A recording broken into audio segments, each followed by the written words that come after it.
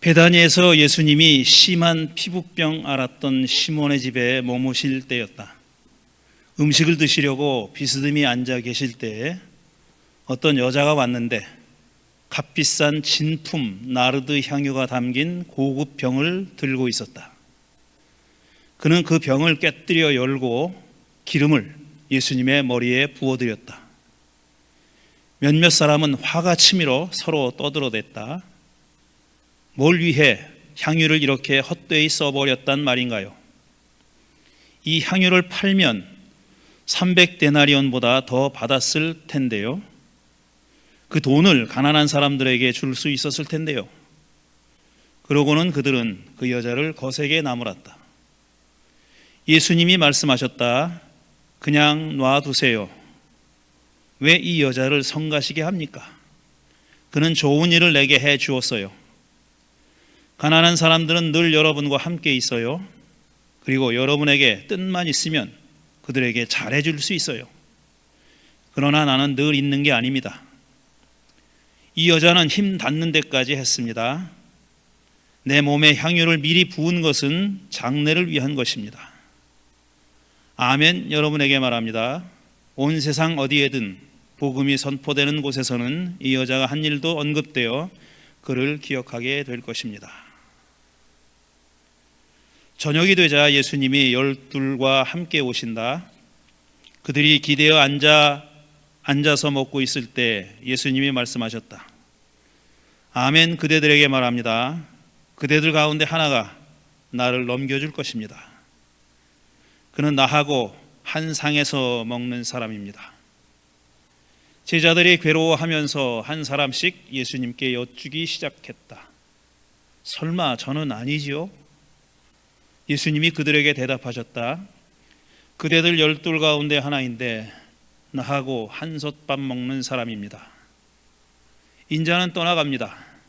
인자에 대해 성경에 적어둔 대로죠. 그렇지만 끝장입니다. 인자를 넘겨주는 바로 그 사람은 태어나지 않았더라면 좋았을 것을. 그들이 먹고 있을 때 예수님이 빵을 들어 감사 기도를 드리시고 떼어 제자들에게 주셨다. 그러고는 말씀하셨다. 받으세요. 이것은 내 몸입니다. 또 잔을 들어 감사드리시고 제자들에게 주셨다. 그리고 모두가 그 잔을 받아 마셨다. 그런 다음에 예수님이 그들에게 말씀하셨다. 이것은 내 피입니다. 많은 사람을 위해서 쏟는 언약의 피입니다. 아멘. 그대들에게 말합니다. 포도나무에서 난 것을 나는 절대로 마시지 않을 겁니다. 바로 그날이 되어 하나님 나라에서 그것을 새로 마실 때까지는요. 그리고 그들은 찬송을 부른 뒤에 나가서 올리브산으로 갔다. 오늘 주시는 주님의 말씀입니다. 저는 앞으로 한 2-3번 정도 애도에 대해서 이야기를 할 예정입니다. 오늘 그래서 강론 제목이 애도하기 1입니다. 제가 이 애도에 관해서 얘기를 하기로 작정을 한 데는 여러분도 잘 알고 계시는 우리 교회에도 여러분 오셔서 강의도 해주시고 또 강론도 해주신 강남순 교수님의 책 데리다와의 데이트라는 책에서 힌트를 얻었고 제가 그 내용을 많이 참조했습니다. 그 책을 읽으며 많이 배웠습니다. 이 책입니다. 데리다와의 데이트, 나는 애도한다, 고로 존재한다. 삶의 철학자 자크 데리다가 보내온 환대와 사랑의 초대장. 이런 부제가 붙어있는 책입니다. 한 440페이지 정도 되는 책입니다. 그러니까 부피가 그렇게 작은 책은 아니고 또 아주 대단한 벽돌장도 아닙니다. 딱 적당한 440페이지 정도 되는 책인데 제가 많이 배웠습니다. 그리고 이 애도에 관해서 강론을 하기로 작정을 했습니다. 근데 이 자크 데리다라는 사람은 2000년대 초에 돌아가신 프랑스 철학자입니다. 근데 이 양반이 뭘로 유명하냐면은 책을 읽을 수가 없어요. 도무지. 너무너무 이상하고 어려워가지고 읽을 수가 없어요. 제가 뭐 불어로 읽는다는 뜻도 아니고 번역된 책도 그래요. 너무너무 진짜 힘듭니다. 근데 제가 그럴수록 또 이 용기 백배 해가지고 내가 이자를 반드시 이해해 보고야 말리라. 그래가지고 여러 노력을 많이 했습니다. 책도 여러 권 읽고 또 이 양반 자서 그 전기가 여러 권 있는데 1000페이지짜리 전기가 있어요. 제가 한 500페이지 읽었어요. 그래도 전기를 좀 알면은 그냥 전기가 아니라 그 양반의 학문적인 뭐 여정을 담고 있는 그런 책입니다. 그래서 보통 전기랑 달라요. 그러니까 1000페이지나 되는 거죠. 근데 그거를 읽으면서도 도대체 잘 모르겠는 거예요. 그러다가 아주 우리와 가까운 강남순 교수님의 이 책을 읽었습니다. 아니 이렇게 쉬운 거야? 이런 생각이 드는 거예요. 아니 이렇게 쉬운 게 내가 그렇게 이해가 안 되는 거야? 라고 그런 생각이 들어서 참 이 데리다라는 사람을 아는 데는 먼저 이 책을 읽어야 되겠다. 전기보다 이 책을 읽는 게 좋겠다. 강 교수님이 책을 또 어렵게 쓰시는 분도 아니고 그다음에 전문 서적도 아니고 그리고 또 이 데리다의 사상을 아주 속속들이 다 소개하는 게 아니에요. 딱 주제어가 있습니다. 그 중에 하나가 애도예요. 예를 들어 환대, 애도 뭐 이런 식으로 되어 있어요. 그러니까 그 중에 한 챕터가 애도입니다. 근데 그 대목에서 제가 제일 많이 배웠습니다. 그래서 이 얘기를 하려고 작정을 한 겁니다. 용기를 내서. 제가 얘기하는 건 데리다가 하는 얘기가 아니라 데리다를 이해한 강남순을 이해한 곽건영이 하는 얘기입니다. 몇 달이 걸친 거죠. 그러니까 그 얘기를 여러분이 들으실 겁니다. 자, 먼저 애도가 뭐냐? 영어로 mourning이죠. M-O-U-R-N-I-N-G mourning이죠. 아침 말고 mourning이냐, U자 하나 더 들어가는 거. 그 애도라는 게 뭐냐를 정신분석 용어 사전을 보니까 길어요. 이 정의가 한 3패러그래프 정도 되더라고요. 그 중에 첫 번째 패러그래프에 이렇게 써 있습니다. 애도는 의미 있는 애정 대상을 상실한 후에 따라오는 마음의 평정을 회복하는 정신 과정이다. 애정 대상을 상실한 후에 따라오는 마음의 평정을 회복하는 정신 과정. 애도는 주로 사랑하던 사람의 죽음과 관련된 것으로 알려져 있지만 실은 모든 의미 있는 상실에 대한 정상적인 반응을 일컫는다. 주로 사람이지만 사람을 잃었을 때, 그러니까 사별했을 때 겪는 게 애도인데 그게 굳이 사람만 아니라 사랑하는 모든 의미 있는 의미 있는 것을 상실했을 때 겪는 반응인데, 인간의 반응인데 그걸 정상적인 반응이라고 그랬어요. 그러니까 애도한다는 게 무슨 병적인 현상이 아니라는 겁니다. 인간이라면 누구나 할 수 있는 그런 정상적인 반응이라는 겁니다. 애도의 지배적인 기분은 고통이다 그랬어요. 고통스러운 것이고 이러한 기분은 첫째로 외부 세계에 대한 흥미를 상실하게 된다는 거예요. 애도할 때는 외부 세계에 대한 흥미를 상실하게 되고 두 번째로 상실한 대상에 대한 기억에 몰두하게 된다 그랬어요. 그게 두 번째 과정이에요. 두 번째 현상이에요. 첫 번째는 외부 세계에 대한 흥미를 상실하고 두 번째는 상실한 대상에 대한 기억에 몰두하게 되는 거. 세 번째는 새로운 대상에게 투자할 수 있는 정서적인 능력이 감소한다는 거예요. 그러니까 한마디로 얘기하면 잃어버린 대상에 대해서 몰두하게 돼서 나머지 것들은 생각을 안 하게 된다는 겁니다. 나머지 것들에 대한 관심은 가지지 못하게 된다, 이런 얘기예요. 정상적인 애도는 병리적인 것이 아니며 치료를 필요로 하지 않는다 그랬어요. 정상적인 사람들이 겪는 과정이고 굳이 무슨 질환이라고 생각해서 치료해야 될 건 아니다라는 겁니다. 시간이 지남에 따라 개인은 상실에 적응하고 관계에서 즐거움을 느낄 수 있는 능력을 회복한다. 정상적인 사람이라면 이렇게 된다는 겁니다. 이게 정신분석 용어사전 이 애도에 관한 첫 번째 패러그래프를 읽은 겁니다. 두 개가 더 있어요. 앞으로 2개가 더 있는데, 자, 지금 우리가 지내고 있는 기간은 사순절입니다. 사순절은 예수께서 당한 고난을 기억하고 또 기념하는 기간입니다. 재수요일에 시작해서 부활절 직전까지 이어지는 40일간의 기간이 사순절이죠. 예수님이 당한 고난을 또 죽음을, 예수님의 죽음을 기억하고 기념하는 기간인데, 이 기간을 애도라는 말로 표현하는 경우는 거의 없습니다. 예수님의 죽음을 애도한다, 이런 말 들어보신 적 거의 없어요. 저도 해본 적이 없어요. 오늘 처음 하는 겁니다.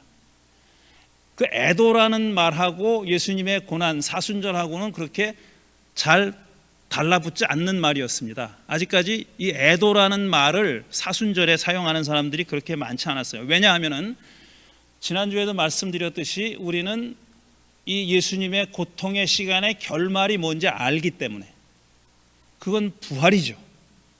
그리고 우리가 가지고 있는 복음서는, 예수님의 순환을 기록한 복음서는 부활을 경험한 사람이 쓴 겁니다.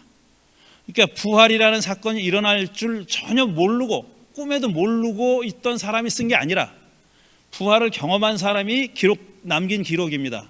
그러니까 아무래도 고난과 순환에 관해서 얘기할 때도 그런 부활이라는 그 궁극적인 승리의 어떤 느낌, 감정이 거기 들어가 있는 겁니다. 근데 애도는 지금 내가 상실했지만 그 사람이 다시 돌아올 걸로 생각하고 있는 사람이 하는 게 아니잖아요. 완전히 잃어버린 사람, 다시는 회복할 수 없는 그런 상태에서 애도하는 거잖아요.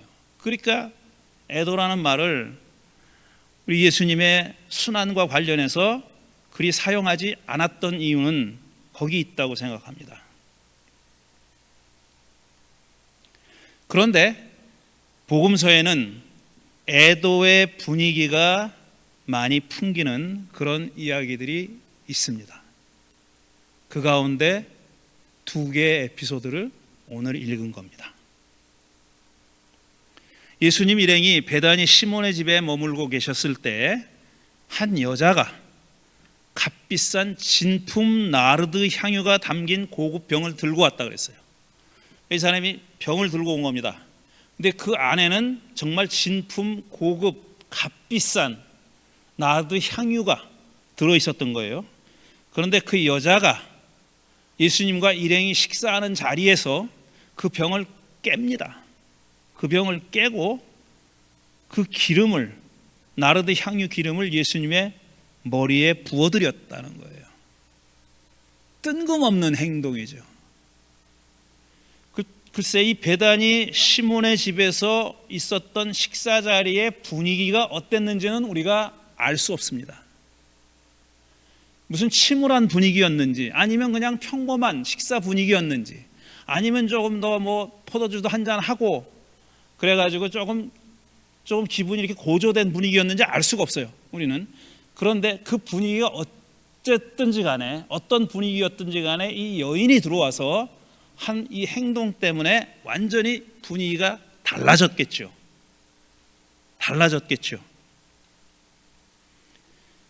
이런 행동을 본 사람 몇 사람이 화가 치밀어 올랐다고 썼어요.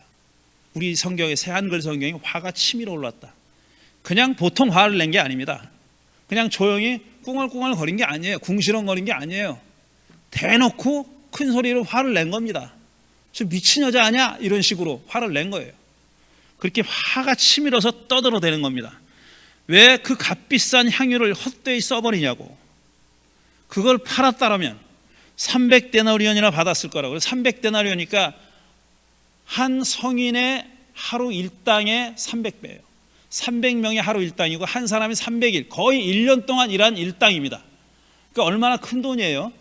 그렇게 비싼 향유였다는 겁니다. 그거 300데나리온을 더 받았을 것이고, 그걸 받아서 그 돈을 가난한 사람에게 나눠줬으면 얼마나 좋았겠느냐.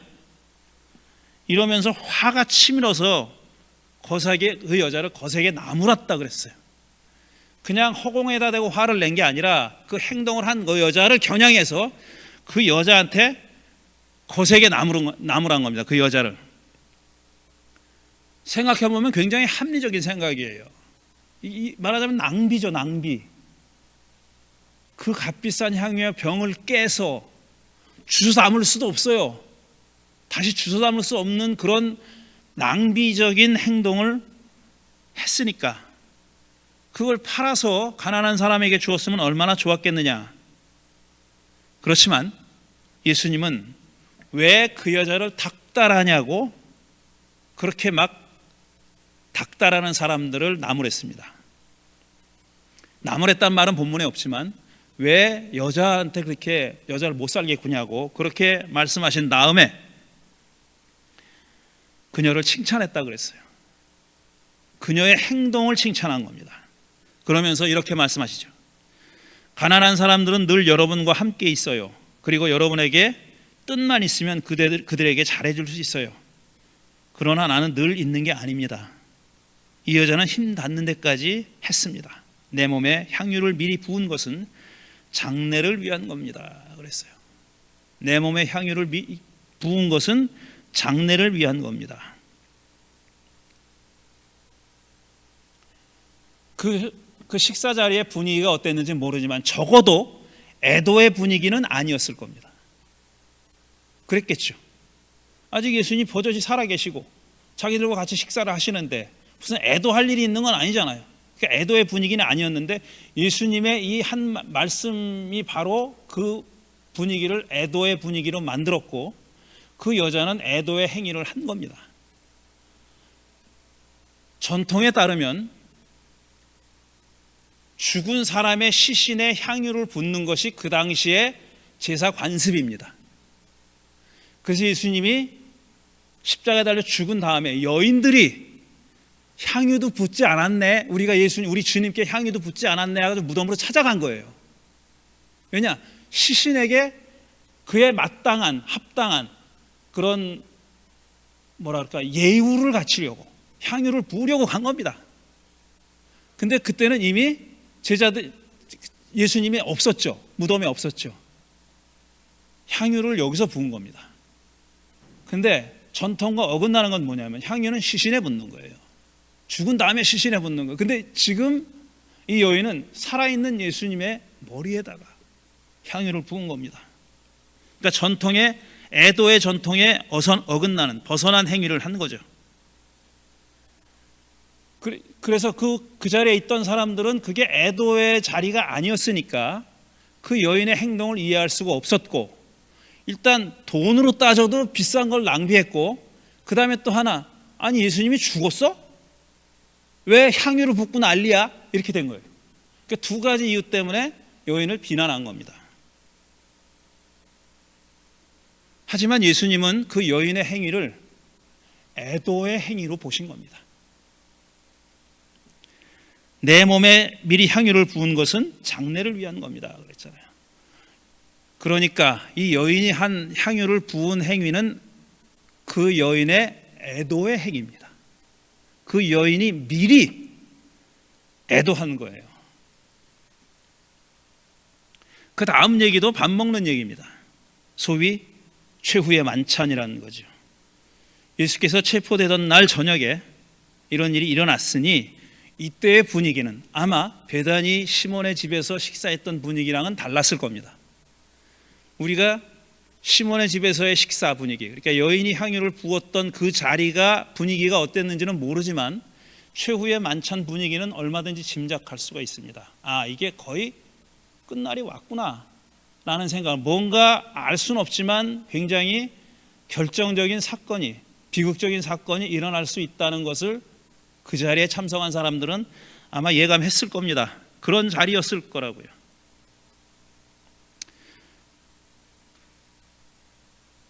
그런데 예수님은 그 자리에서 이런 말씀을 하십니다. 제자들 중 하나가 나를 배반할 거다. 나를 배신할 거다. 이렇게 말합니다. 그러니까 제자들이 저마다 한 사람씩 저는 아니지요? 이렇게 물어봤다는 거예요. 저는 이 대목이 제일 이상해. 아니 배신은 지가 하는데 왜 자기를 물어봐? 저는 아니죠 하고 왜 물어봅니까? 배신 안 한 자는 자기가 아니라는 걸 알아야 되잖아요. 그 배신한 자는 자기라는 걸 알잖아. 그때 뭘 물어보기는. 또 하나씩 다 와서 물어봤대. 저는 아니죠. 저 이게 참 이해가 안 돼요. 아직도 이해가 안 돼. 왜 물어봤을까 도대체? 배신이라는 거는 이 개인의 의지와는 상관없이 일어나는 일인가? 사탄이 그야말로 내 마음속에 들어와서 내가 원하지도 않는데 나를 막 배신한 대로 끌고 가나? 그거 아니면 이해가 안 돼요. 안 그렇습니까? 이 상황을 그냥 읽으셨지 여러분들은. 그래서 접니까? 라고 물어보면 말이 안 돼 그거는. 근데 어쨌든 그랬다는 거예요. 접니까? 이렇게 물어봤어요. 그랬더니 예수님이 뭐라 그랬냐? 자, 12 중에 하나다. 나랑 같이 밥 먹는 12 중에 하나다. 그러면서 그 자는 태어나지 않았더라면 더 좋았을 거다. 이렇게 말씀합니다. 예수님이 하신 말씀 중에 제일 심한 저주의 말씀이라고 생각해요. 뭐 독사의 자식이네, 뭐 뱀새끼네 이렇게 욕을 많이 했지만 그런 것보다 이게 제일 결정적인 저주의 말씀이라고 생각합니다. 너 차라리 태어나지 않는 게 더 좋았을 텐데. 이런 말씀을 하셔서 지독한 말씀을 하신 거죠. 지독한 말씀. 그리고 나서 빵을 들어 감사 기도 드리신 다음에 떼어서 제자들에게 나눠주십니다. 또 잔을 들어 축복하신 후에 또 제자들에게 나눠주시죠.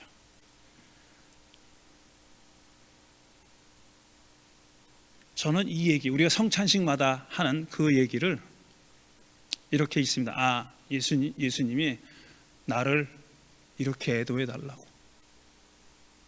난 이제 가지만 나를 이렇게 애도해 달라고 부탁하신 말씀이라고 생각해요. 근데 그 부탁하신 말씀의 실제 내용은 우리가 지금 약식으로 하는 이게 아니라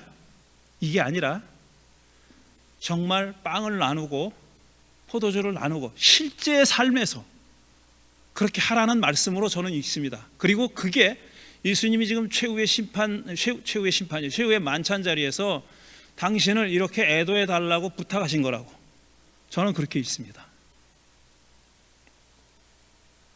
그러니까 예수님이 부탁하신 애도의 방식이죠.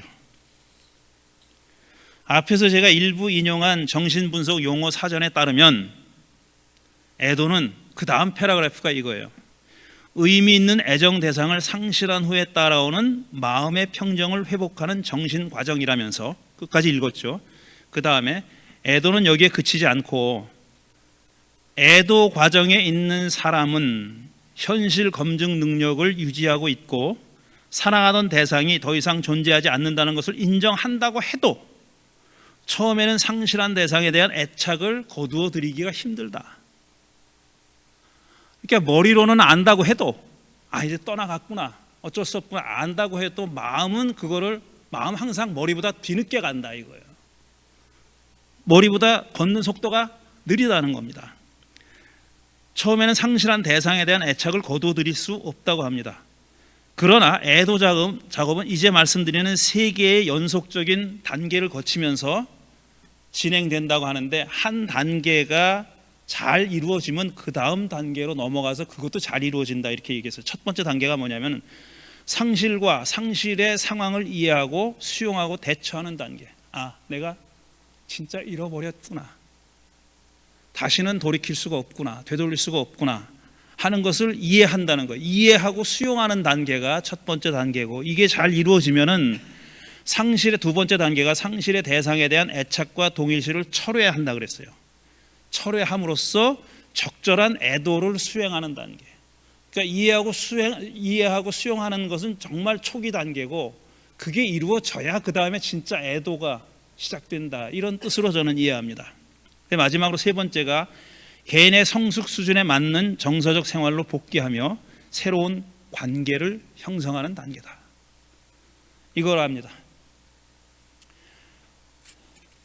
제가 오늘 기도 드리는 시간에, 중보 기도 드리는 시간에 말씀드렸습니다.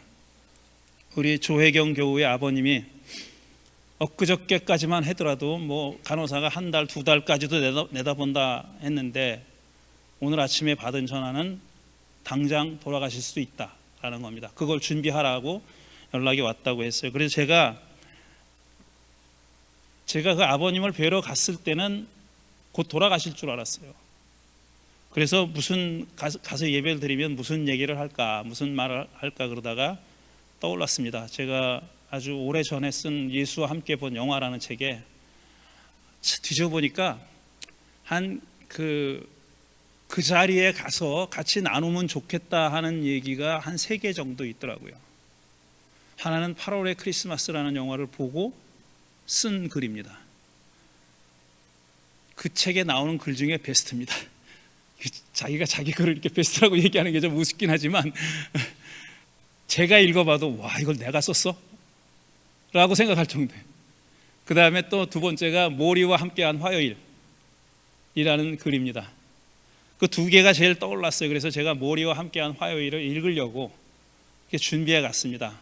근데 생각보다 그 간호원 얘기가 뭐 이렇게 아버님 하니까 눈을 뜨시더라니까요. 그래서 이거 뭐 그런 예배 드릴 단계는 아니구나 라고 생각해서 그냥 기도만 하고 왔는데, 모리와 함께한 화요일이라는 게 그거죠. 많은 얘기가 있는데 그 영화에 그런 장면이 나옵니다. 이 모리가 죽기 전에 자기 친한 사람들을 자기 집에 초대해요. 그래서 살아있는 장례식을 해요. 살아있는데 장례식을 해요. 그러니까 죽은 다음에 장례식하는 거는 그 사람 당사자는 모르는 일 아니에요. 그러니까 의식이 있고 살아있을 때 자기가 가까이 지냈고 사랑했던 사람들을 다 집에 모읍니다. 그래서 장례식을 해요. 그게 장례식이야. 근데 그 장례식 분위기가 심플하지가 않아요. 와인 마시면서 뭐 옛날 얘기하면서 막 그렇게 장례식을 해요. 근데 내가 그 문장을 다 기억할 수는 없지만 책이 없어서 모리에게 물어봅니다. 이 주인공이, 그 글 쓴 사람이, 모리와 함께한 화요일이라는 책을 쓴 사람이 물어봐요. 당신에게 만약 24시간이 주어진다면 뭘 하고 싶냐? 이렇게 물어봐요. 그랬더니 뭐 어디 바닷가에서 뭘 산책하고 사랑하는 사람들이랑 뭘 먹고 그렇게 지내겠다, 이렇게 아주 평범한 얘기를 합니다.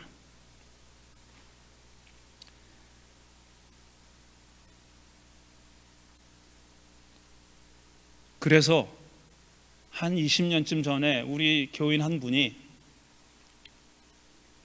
우리 교회를 열심히 다니시다가 타주로 이사를 가셨어요. 이사를 가셔가지고 한 2, 3년 헤어져 있었습니다. 그래서 잘 가시라고 해서 보내드렸어요. 그런데 어느 날 갑자기 한 2, 3년 지난 다음에 어느 날 저에게 전화가 왔어요. 저 아무개입니다. 그래서 어디세요? 그랬더니 오셨다는 거예요. 다시 캘리포니아로 오셨대요. 그래서 밥이나 한번 먹자 그래서 만나서 밥을 먹는데, 그분이 밥을 다 먹고 나서 이렇게 얘기해서 목사님 저 죽는데요 그러더라고요. 암이고 뭐 치료할 방법이 없고 너무 퍼져가지고 한 2-3달 사신다는 거예요. 그래서 제가 그 말을 듣고 무슨 얘기를 할 수 있겠어요. 저는 전혀 돌아오셔서 반갑다 그렇게만 생각하고 있었는데 그렇게 말씀하시는 거예요. 그리고 그로부터 돌아가실 때까지 몇 달 동안을 자주 뵀습니다. 제가 그 댁에 가서 자주 얘기도 하고 뭐 그랬어요. 그런데 그분에게 어려운 얘기를, 제가 이 모리와 함께한 화요일 그걸 보고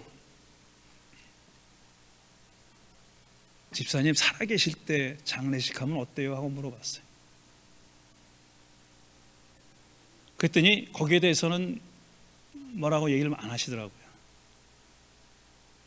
그리고 그때 결국 한 게 뭐냐면, 살아계신데 보통 장례식 순서를 맞는 거는 다 가족들이 하잖아요. 본인이 안 하고 돌아가신 다음에. 근데 거기서 다 정했습니다. 우리가 특송은 누가, 조가는 누가 부르고, 조사는 누가 하고, 기도는 누가 하고 다 정했어요. 누구한테 해달라고, 누구한테 해달라고. 다 우리 교인들이죠. 교인들이 와가지고 그때 그렇게 해서 장례식을 했습니다. 그게 제가 아직까지 했던 살아있을 때의 장례식의 전부입니다. 저는 이 2가지 애도의 에피소드, 성경에 나오는 2가지 애도의 에피소드와 그 다음에 제가 강남순 교수님의 책을 읽으면서 데리다의 얘기, 나는 애도한다, 고로나는 존재한다. 이건 데카르트가 나는 생각한다, 고로나는 존재한다잖아요. 코기토잖아, 코기토. 생각한다. 근데 데리다는 나는 애도한다, 고로 나는 존재한다 그랬어요. 그 말이 무슨 말인지 앞으로 한 두세 주 정도 계속 이 애도에 관한 이야기를 이어가 보겠습니다. 오늘은 여기까지입니다. 드린 말씀 생각하며 잠시 묵상하는 시간 갖겠습니다.